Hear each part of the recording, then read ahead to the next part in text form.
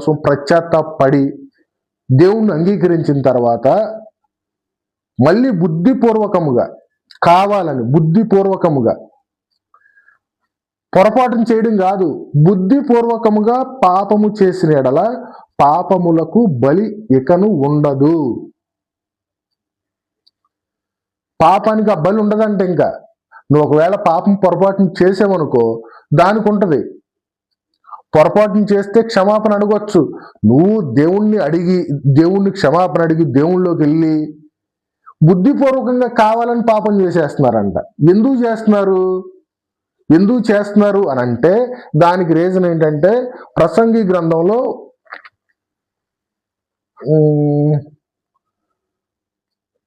8వ అధ్యాయంలో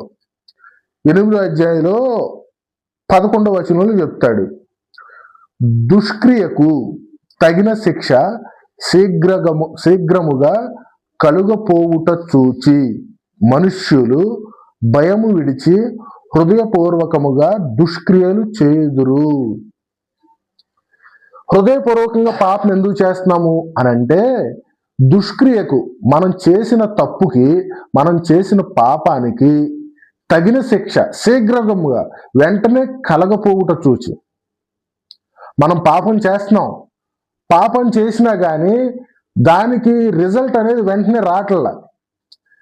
రాకపోవుట చూసి మనుషులు భయం వదిలిపెట్టేశారు.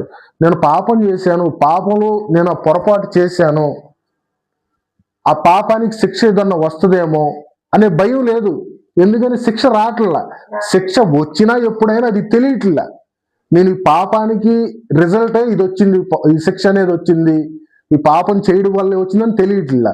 అసలు అంతకన్నా ముందు ఇక్కడ ప్రసంగి గ్రంథంలో ఏమంటున్నారు, శీఘ్రముగా కలగపోవుట చూచి, ఆ పాపానికి తగిన ఫలితమే ఈ శిక్ష వచ్చిందని తెలియపోవట చూచి, కలగకపోవట చూసి మనుషులు భయం విడిచిపెట్టేశారు.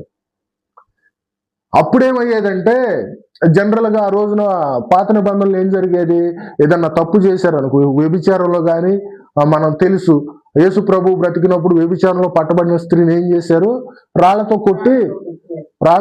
కొట్టడానికి అక్కడికి తీసుకొచ్చారు. అలాంటి శిక్షలే ఆ రోజున పాత నిబంధనలో ధర్మశాస్త్రాన్ని అనుసరించి కట్టడలు ఉండేవి.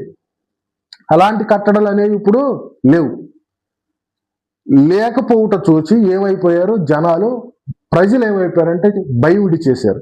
ఈ మాట చెప్తుంది ఎవరితో, సత్యమును గూర్చి అనుభవ జ్ఞానము పొందిన తరువాత. సత్యమును గూర్చి అనుభవ జ్ఞానం ఎవరు పొందారు, ఎవరితో చెప్తున్నారు ఈ మాట, హెబ్రీలకు రాసిన పత్రిక